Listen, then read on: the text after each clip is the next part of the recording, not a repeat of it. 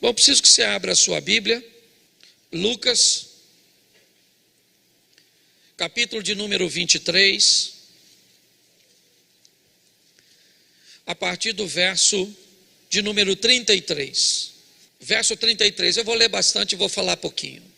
E quando chegaram ao lugar chamado a Caveira, ali o crucificaram, e os malfeitores, um à direita e o outro à esquerda. E dizia Jesus: Pai, perdoa-lhes, porque não sabem o que fazem. E repartindo as suas vestes, lançaram sortes. E o povo estava olhando, e também os príncipes zombavam dele, dizendo: aos outros salvou, salva-se a si mesmo, se és o Cristo, o escolhido de Deus. E também os soldados escarneciam dele, chegando-se a ele e apresentando-lhe vinagre, e dizendo: se tu és o rei dos judeus, salva-te a ti mesmo. E também por cima dele estava um título, escrito em letras gregas, romanas e hebraicas: este é o rei dos judeus. E um dos malfeitores que estavam pendurados blasfemava dele, dizendo: se tu és o Cristo, salva-te a ti mesmo e a nós. Respondendo, porém, o outro repreendia-o, dizendo: tu nem ainda temes a Deus, estando na mesma condenação? E nós, na verdade, com justiça, porque recebemos o que os nossos feitos mereciam, mas este nenhum mal fez. E disse a Jesus: Senhor, lembra-te de mim quando entrares no teu reino. E disse-lhe Jesus: em verdade te digo que hoje estarás comigo no paraíso. Feche os seus olhos. Senhor nosso Deus e Pai, em nome de Jesus, eis aqui a tua palavra. Continua falando conosco e usa-me como um canal de bênção nesta hora. Pelo poder do nome de Jesus, é o que eu te peço. Em nome de Jesus, amém. Glória a Deus, amém? Bom, eu quero fazer uma reflexão rápida com você a respeito dessa história. O momento em que Jesus é crucificado ao lado de dois ladrões. O catolicismo, ele disse que um desses ladrões era bom, até virou santo, deram o nome para ele de Dimas. O outro ladrão, o da esquerda, que seria o ladrão ruim, se é que a gente pode chamar ladrão de bom e ladrão ruim, certo? É como eles chamam de Simas. Os dois ladrões, um à direita, o outro à esquerda. A história se desenrola entre Jesus, a cruz e os ladrões. À toa eles não estavam ali, porque a morte de cruz era uma das maiores humilhações. E aquilo que era estabelecido para pessoas que eles consideravam extremamente nocivas, não simplesmente pelo que faziam, mas pela influência que poderiam exercer sobre as demais pessoas.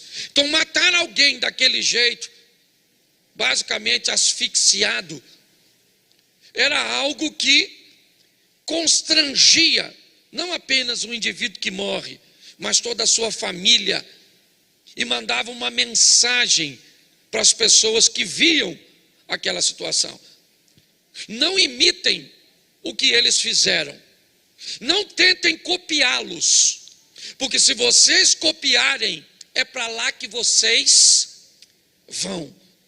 O propósito, que não era romano simplesmente, já vinha desde a Pérsia, era um propósito não apenas de resolver um problema momentâneo, mas era de enviar uma mensagem para todos aqueles que vissem: não tentem fazer a mesma coisa, porque se fizerem, vão morrer do mesmo jeito. Era esse o tipo de mensagem, seja numa forca, como faziam os piratas, ou como eles morriam. Essa era uma mensagem que tinha o propósito de ser uma mensagem de propaganda, para que as pessoas não cometessem ou não copiassem. A mensagem é não apenas por que mataram Jesus, porque tinha uma profecia de que ele morria daquele jeito, sim, mas a mensagem é também daquele jeito para dizer para seus discípulos: parem de falar desse reino, parem de pregar a mesma coisa, porque senão vocês terão o mesmo fim. Esse era o propósito. Então chamar esses ladrões de bonzinhos é uma grande mentira. Ou, deixa eu trocar a palavra mentira, até porque eu estou colocando em xeque uma vertente religiosa. É um grande engano. Os dois ladrões são ruins, e ele não vai ficar bom porque aceitou Jesus. É isso que nós precisamos olhar. Quando olhamos para essa situação, o que nós vemos ali são as cruzes, Jesus e os dois ladrões. Me parece que o que a Bíblia diz é que duas pessoas estão diante do mesmo Salvador, único e suficiente, e tem as duas a mesma oportunidade de arrependimento. O que nós estamos vendo é a mesma história que se repete na história das duas mulheres grávidas e prostitutas do livro dos Reis, que eu usei em outra ocasião. O que tem ali? Dois pecadores, dois homens maus, que cometeram crimes, que eram passivos de crucificação. E entre eles está um indivíduo que pode salvá-lo. Não mais desta vida, porque o que eles fizeram é imperdoável aqui. Eles vão morrer, é verdade. Mas quando nós olhamos para isso, é importante nós entendermos o que é que está acontecendo entre dois homens maus. Quem é que está ali? Jesus. Na mesma condição, o que ele fez? Nada. Ele não era uma ameaça para Roma. Aliás, ele não era uma ameaça nem para os fariseus, saduceus e religiosos. Ele não queria tomar o lugar deles. Ainda que sua retórica, sua maneira de falar, fazia com que as pessoas deixassem aqueles discursos vazios dos outros e caminhassem até ele. Como disse os próprios soldados, quando foram prendê-lo e voltaram de mãos vazias, disseram para seus, aqueles que haviam instruído: olha, ninguém nunca falou como aquele homem. Quando você para ouvir, não tem o que dizer desse indivíduo. Então, quando nós olhamos para tudo isso, nós vamos descobrir que havia uma oportunidade. Que oportunidade é essa? A que tem aqui. A grande verdade é que hoje aqui tem inúmeras cruzes.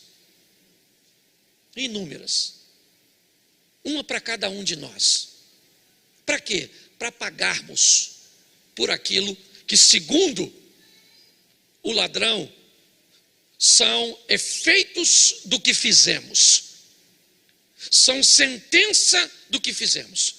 Mas entre todas as cruzes, existe uma, a de Cristo, que também continua onde sempre esteve. Não mais com ele pendurado, mas ela pode nos livrar de tal sentença. E que é isso que eu quero ver com você rapidamente. Coisas que o ladrão descobriu na cruz, que tem crente que leva a vida inteira e não consegue descobrir. Primeiro, nós vamos ver a estrutura do que está acontecendo para tirá-lo da cruz. Porque enquanto o mundo físico não sabe o que está acontecendo, o mundo espiritual sabe. Então, se você olhar inúmeras vezes, quer o povo, nos príncipes, quer os soldados, quer o ladrão que está à esquerda, todos eles tentam, sem sucesso, uma coisa muito simples: tirar Jesus da cruz. Salvou a ti mesmo? Ou salvou os outros e não pode salvar a ti mesmo? Se tu és o Cristo, desça da cruz, saia daí. Porque se você sair da cruz do meio, ninguém mais sai da cruz. Se Jesus abandona a cruz dele, eu ainda estaria crucificado. Você estaria crucificado. Eu queria que você entendesse por isso. Quando você vê o ladrão da esquerda falar, ele é categórico: salvou. né? Se tu és o Filho de Deus, salva-te a ti mesmo e a nós. Olha o que ele está dizendo: se você é poderoso mesmo, saia da cruz e me tire da cruz. É isso que ele está dizendo. Eu estou querendo descer daqui. Todas as tentativas, elas são ditas: interrompa esse processo. Porque se você continuar nisso, for morto, crucificado e ressuscitar, você quebrou o sistema. Você venceu a morte. E aí você vai ter condições de dar a vida a todos. Por quê? Porque a sua crucificação aqui é baseada em inocência. Então vamos dar uma olhadinha depois de tantas tentativas, porque eu acho que vale a pena nós olharmos isso com um pouquinho mais de carinho.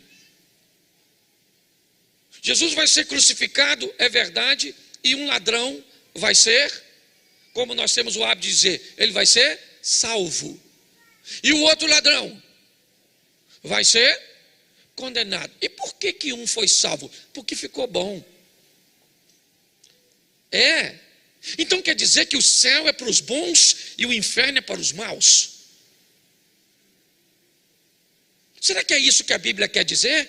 Eu aceito Jesus, fico bom, e agora porque eu sou bom, mas eu obedeço as coisas. Lembra do jovem rico dizendo para Jesus: não apenas sei os mandamentos, mas os pratico.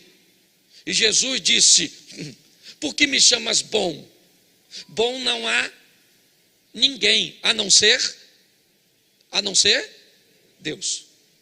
Se Jesus disse que não há ninguém bom, e olha que ainda não tinha morrido quando disse isso para o jovem rico, o que identifica que a lei ainda está valendo, e se ele obedece, isso daria para ele o adjetivo de bom.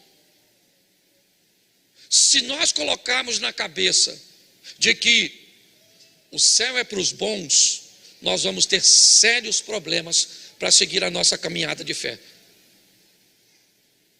O que nós precisamos entender é que proposta é essa, e é isso que a maturidade nos traz. Ele não vai para o céu porque ele é bom, ele vai para o céu porque, ou vai ser salvo porque se arrepende, porque aceitou salvar, uma salvação que é pela graça, favor e merecer. Se ele fosse bom, ele merecer, como ele não é bom, ele não, mas Deus vai. Então se você está esperando ser bom, eu quero te dar uma notícia: não vai rolar. Pastor, aí você está alimentando a ruindade do povo. Espera eu molhar o bico, eu ainda não terminei. Mas quando eu me deparo com aqueles dois ladrões ali ao lado de Jesus, eu vejo as pessoas. Que pessoas? As que vão ser salvas e as que não vão. Ah, mas eu não acredito que Deus é bom e vai deixar alguém se perder. A Bíblia diz que vai. No exemplo entre perdição e salvação, está o rico e Lázaro. E quem deu o exemplo foi Jesus. E Jesus disse que o rico está em tormento. E não é porque tinha grana, não. Porque logo no capítulo à frente de Lucas 19, ele entra na casa de um homem rico e disse: hoje veio a salvação a esta, porque dinheiro não leva ninguém para o inferno, mas também não leva para o céu, não. Então nós precisamos pautar nossa vida de uma forma correta. A salvação está no meio, e um aceita, e o outro rejeita. E o que aceita, recebe, e o que rejeita, se perde. É só isso. Aqui nós temos oportunidades iguais. Ladrões, malfeitores, crucificados, morreram. A diferença é que um não conseguiu ter um entendimento espiritual. Ele queria ser salvo, é lógico que ele queria, mas ele disse para Jesus: se o Senhor é poderoso mesmo, é o Filho de Deus, desça dessa cruz e me tira aqui também, me salva dessa enrascada que eu entrei. Ele queria ser salvo, mas ele queria uma salvação humana. Quando eu olho para o outro ladrão, ele também era ladrão. Eu não sei porque não tenho conhecimento de causa, talvez até pior do que o ladrão, da esquerda tenha feito mais atrocidades, porque isso não interfere. Eu já falei isso aqui e vou repetir só para você que está nos visitando. Tem gente que parece que tem orgulho de dizer que vai para o inferno por um motivo diferente do outro. Ah, fulano adultera. Eu adultero não, menino. Sou fiel no meu casamento. Eu só minto. Mas pelo menos não vou para o inferno por adultério, eu vou por mentira. Olha que delito. Tem gente que se orgulha pelo motivo que vai se perder. Engraçado, não é? Quando nós olhamos aqui, o que nós vamos ver? O que aconteceu aqui que fez este camarada ganhar a salvação? Ou receber a salvação, como queiram? Ter ficado bom? Que ficou bom, querido. Ninguém sabe o que ele ia fazer. Ele morreu na ocasião. Para ele ficar bom, ele deveria ter recebido a oportunidade, ele deveria ter descido da cruz, ter mostrado que agora ele estava transformado, e aí ele morria. Teve tempo? Então não vou dizer que esse cara ficou bom, e não adianta me convencer, porque para mim não ficou. Mas o que ele fez então? Aí é um caminho e um trilho que vale a pena observar. O que esse camarada fez é o trilho que todo pecador que a cruz está querendo mostrar com os ladrões deve tomar para alcançar salvação ou perdição. Talvez esse seja o mapa da mina, o momento chave. Então eu quero acompanhar rapidinho. Esse primeiro culto é rapidinho, né? Depois eu consigo, mas vamos lá. 23, 41. Preste atenção. Olha o que esse camarada está dizendo no verso 41. E nós, na verdade, porque recebemos o que os nossos feitos regrinha básica. Esse camarada vai ser salvo porque ele descobriu que estava fazendo as coisas erradas. Quando ele olhou para a situação, ele mesmo diz: nós estamos aqui recebendo o feito ou o resultado daquilo que fizemos. Nós estamos aqui por merecimento. O que esse camarada está fazendo aqui é reconhecendo seu próprio pecado. Se eu quero salvação, eu preciso reconhecer que eu sou pecador. O grande problema é que às vezes, para aliviar o que eu faço, eu procuro olhar alguém que faça algo mais horrendo do que eu, pior que o meu. Então, ao invés de olhar, por isso que eu sempre digo aqui, quem encontra com Deus não tem tempo de olhar para os outros. Por isso que o profeta Isaías, quando diz: no ano em que eu vi o Senhor sobre um alto e sublime trono, a primeira coisa que eu disse foi: ai de mim. Porque diante de Deus eu não penso na minha mulher. Diante de Deus eu não consigo ver ninguém. Você só consegue ver a vida dos outros quando você está diante de Satanás. Porque Satanás é acusador, ele é perverso, ele quer denegrir, enquanto Deus quer recuperar. Quando o ladrão da cruz, da direita, diz: nós na verdade estamos aqui com justiça, ele está reconhecendo aquilo que ele fez. O texto não diz que ele fica bom. O texto só mostra arrependimento e confissão. O texto não vai dizer que ele ficou bom e que agora ele vai entrar no céu porque ele é bom. Não. O que o texto está dizendo, em primeiro lugar, é que ele reconheceu que o que ele fazia era errado e está confessando aquilo diante de Jesus.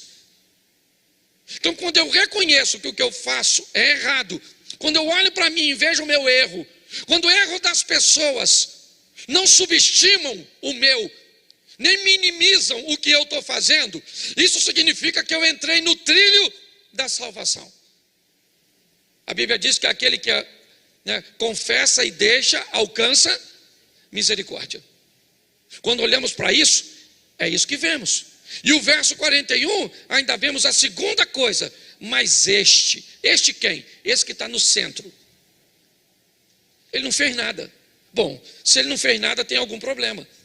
Como é que ele não fez nada e está no meio de nós? Nós estamos aqui porque merecemos. E ele está aqui sem fazer nada para estar aqui. O que esse camarada acaba de dizer é: ele é o sacrifício. Não há motivo para ele estar aqui, a não ser nos dar a vida eterna. Não tem outro propósito, ele não merece. Então, se ele não merece, por que ele está aqui? Poderoso do jeito que é, ressuscitando pessoas, curando, repreendendo vento e mar, detentor de tanto poder. Por que é que ele está aqui? Se ele não fez mal nenhum. O que esse camarada está descobrindo, que quem está do lado dele é alguém que está morrendo por ele. Pô, pastor, se vai morrer por ele, então ele tem que sair dali vivo. E Jesus vai pagar, não no mundo físico, mas para pagar uma dívida espiritual. Se nós olharmos para isso, nós vamos entender que ele reconhece o sacrifício. Ô, gente, está lá o salmista dizendo que darei eu ao Senhor por todos os seus benefícios. Esse texto não quer falar de dar dinheiro, de dar tempo, de dar nada. O próprio salmista pergunta e depois responde: o que eu vou fazer? Que darei eu ao Senhor por todos os benefícios? Tomarei do cálice da salvação. Velho Testamento. A coisa mais preciosa que temos é olhar para a cruz e descobrir que ele era inocente e morreu por mim, sendo eu pecador. É isso que o ladrão enxerga e que a gente vive a vida inteira. E muitas vezes não consegue entender.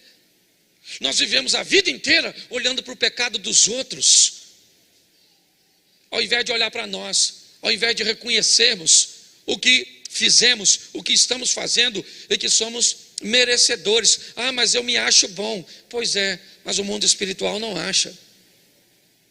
O mundo espiritual disse, Jesus mesmo disse: não há ninguém bom. Olha que o filho, o jovem rico, chamou Jesus de bom. E Jesus disse: nem eu sou bom. Ou melhor, está sendo esperado para você virar os... Mas pastor, o senhor não está dizendo é graça? É graça, mas por exemplo, só se der tempo de você se arrepender.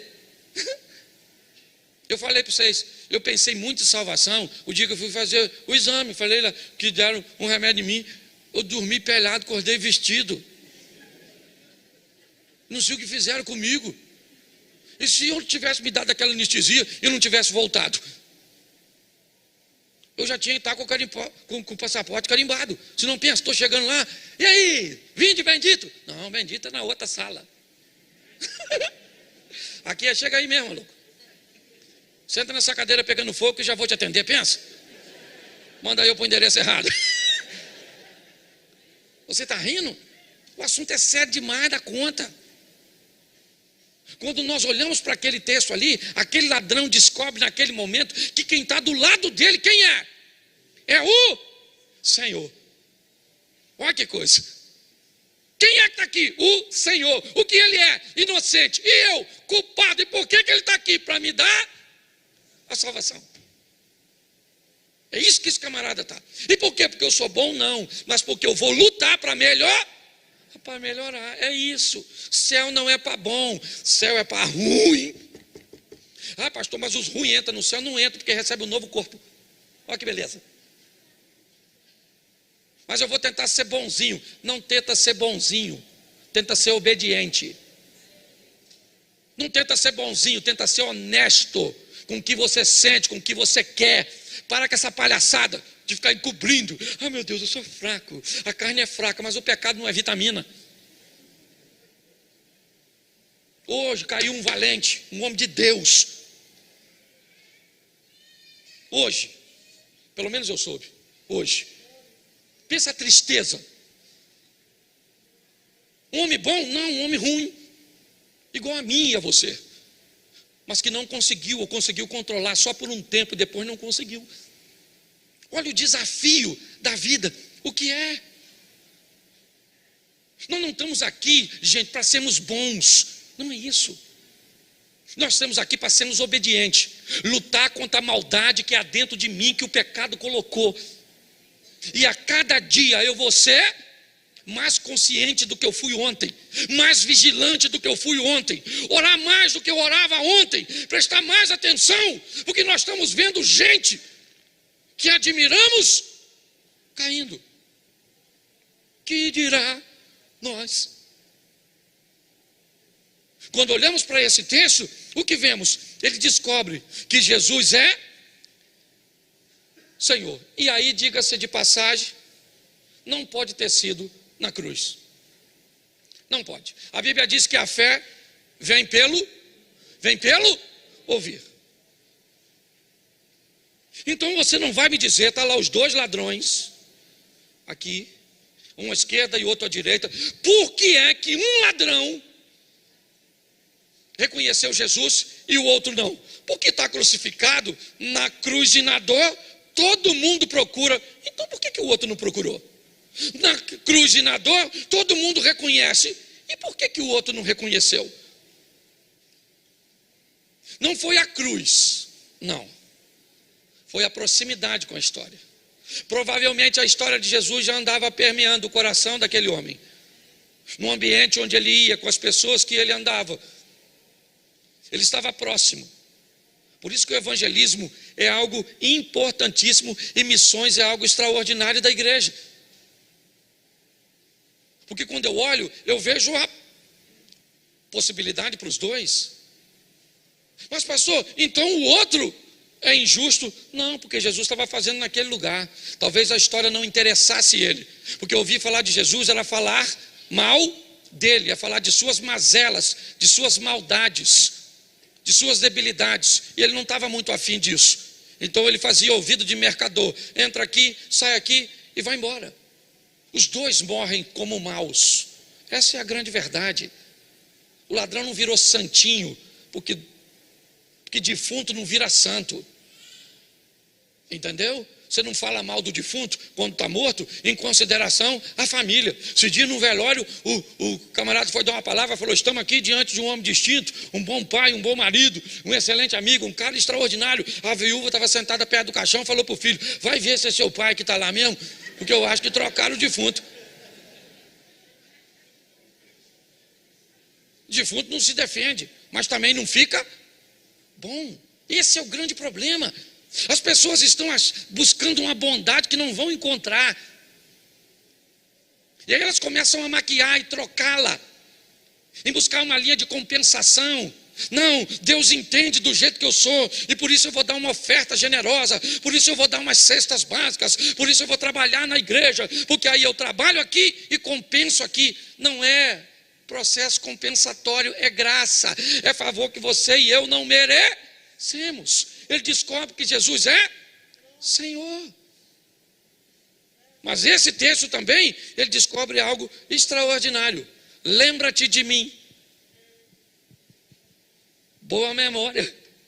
Está falando para Jesus. Aí, Jesus, as pessoas me esqueceram, os homens me esquecem.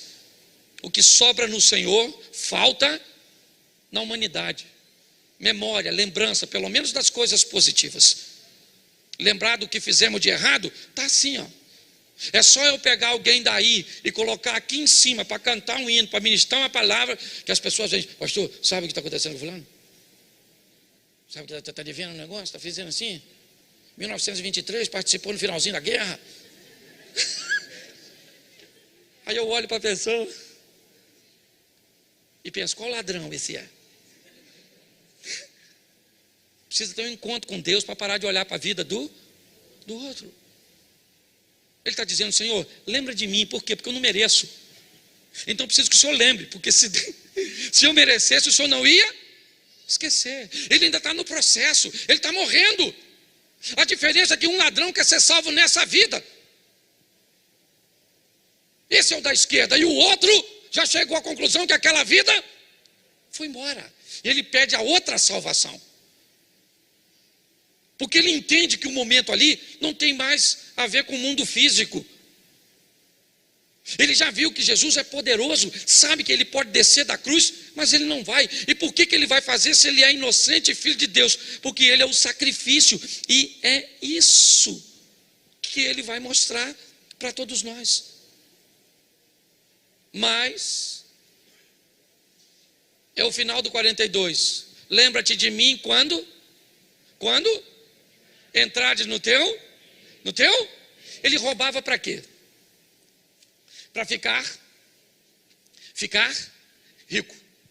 Ele roubava para ficar rico, para conseguir comprar boas coisas, para fazer uma casa excelente, para conseguir, andar num carro bom, comer boas comidas, usar, boas roupas, melhorar seus relacionamentos interpessoais e provavelmente enriquecer de uma tal forma que um dia pudesse sentar ao lado de César. Ele é um homem ambicioso, tão ambicioso que rouba. O que ele queria? Provavelmente está um dia no mundo dos vivos, sentado num banquete do lado de um imperador, de um rei, vamos dizer assim, ainda que Roma não tinha monarquia, mas de um imperador. Isso é o que queria os dois ladrões. O outro continua querendo e está preocupado em descer daquela cruz e prosseguir a vida.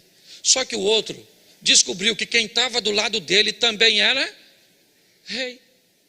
Só não era rei neste mundo.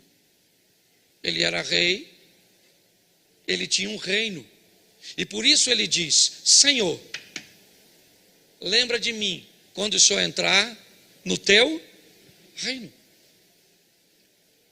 Esse homem consegue me mostrar, sabe, que ele lutou tanto para viver e ter a oportunidade de estar do lado de um rei, e agora ele tem a oportunidade de fazê-lo e não vai deixar isso passar. Quando ele termina de dizer isso, Jesus diz para ele no verso seguinte, disse-lhe Jesus: em verdade te digo que hoje estarás comigo no... Pronto. E o outro? O que é que aconteceu com o outro? Ele também morreu. E morreu, sabe por quê? Porque continuou ruim. Não. Ruim, o que foi para o céu também era. Desculpe usar a expressão tão superficial assim. Mas aquele que foi salvo também era. Nossa salvação, irmãos, não tem a ver com nossa bondade. Pare com isso. Nossa salvação tem a ver com arrependimento, com luta, para diminuir a cada dia, para melhorar a todos os dias. E o que ficar sobrando? O que sobrar, sabe o que Deus disse para Paulo? A minha graça te basta. É assim que funciona. Hoje eu vejo muitas pessoas, umas cobrando de si um estilo de vida que a Bíblia nunca pediu. Outras acreditaram tanto nisso que buscam um ambiente compensatório para enganar a si mesmo. Outras pessoas já desistiram porque descobriram que não vai rolar esse negócio de ser bom. Não vai rolar esse negócio de ser perfeito. Não vai rolar, sabe? Porque muitas vezes eu, depois de tanto tempo, ainda olho para uma mulher, ainda olho para um homem, ainda olho para algo que eu não tenho. Eu tenho uma cobiça, eu tenho uma inveja, eu tenho uma língua que salta palavras, que eu não deveria estar falando. Pois é, você queria ficar bom, e não é isso que a Bíblia está pedindo. A Bíblia está pedindo: seja honesto. É isso. Seja obediente.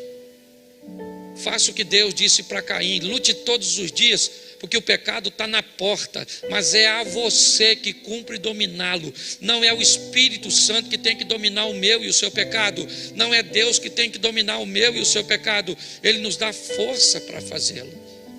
Mas por que é que eu não tenho força? Porque provavelmente você está andando mais próximo à oposição do que ao aliado. Como é que você quer força para controlar pecado, se você só lê o que não deve, só anda com o que não deve, com quem não deve, só faz o que não deve? A fonte da força está lá. Quem está perto se beneficia dela. Quem está longe se prejudica pela ausência dela. Pare de querer ser perfeito. Pare de querer enganar você mesmo. Por detrás de roupas, por detrás de comportamentos que muitas vezes não tem nada a ver com a sua realidade, é apenas algo para enganar as pessoas. Mas nós não enganamos o mundo espiritual. Eu estou aqui hoje, primeiro falando para mim, primeiro olhando para mim, sabe, e enxergando as minhas mazelas, que talvez você nem saiba, nem minha mulher que está aqui à frente sabe. Porque a proximidade com Deus, ela vai fazendo as coisas ruins ficarem para trás. As pessoas às vezes nem vão conseguir mais ver o erro, porque ele não está mais no seu comportamento, ele está no seu pensamento. Mas Deus não olha a aparência, Deus olha para o coração. E o que Deus não rejeita é um corpo bem vestidinho, uma Bíblia na mão, um cabelo grande. Não, o que Deus não rejeita é um coração contrito e quebrantado. Sabe o que eu vim dizer para você hoje? Que é possível você buscar a santidade, e eu também. Que é possível que você viva uma vida extraordinária ao lado de Deus, conseguindo controlar o mal, que só vai sair de mim e de você quando recebermos de Deus um novo corpo. Para de querer ser bom e passe a ser obediente.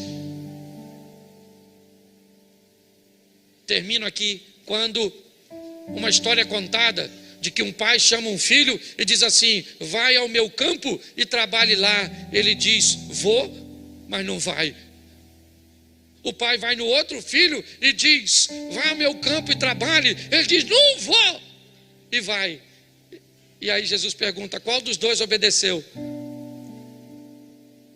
Os dois não estavam com vontade de ir. A diferença é que um disse para o pai: vou, mas não foi. E o outro disse: não vou, mas depois foi. Eu queria que você olhasse para você e dissesse assim: estou com vontade mesmo, pastor. Chapar o coco, tomar uns graus, dar uns tequinhos, que tem um tempão que eu não dou, cheirar uma carreirinha, pegar uma dona, pastor. Estou subindo pelas paredes, suba pelas paredes, no poste, vire Homem-Aranha, no campo do desejo. Mas fuja das ações. Domine-se. É possível, gente, é possível. O Espírito Santo do Senhor é conosco. Agora não queira, eu vou ser bom, menino. A turma que eu achei, ou pelo menos que me procurou dizendo que é bom, está tudo na bagunça, porque descobriram que não vai rolar. Aí você vai: Senhor, tem misericórdia, olha lá. Oh Jesus, só me dá força. Controlar é comigo, mas me ajuda. Sai daqui para viver um extraordinário, porque senão já, sabe onde você vai estar? Lá fora. Porque vai descobrir que o que te proporam é inalcançável.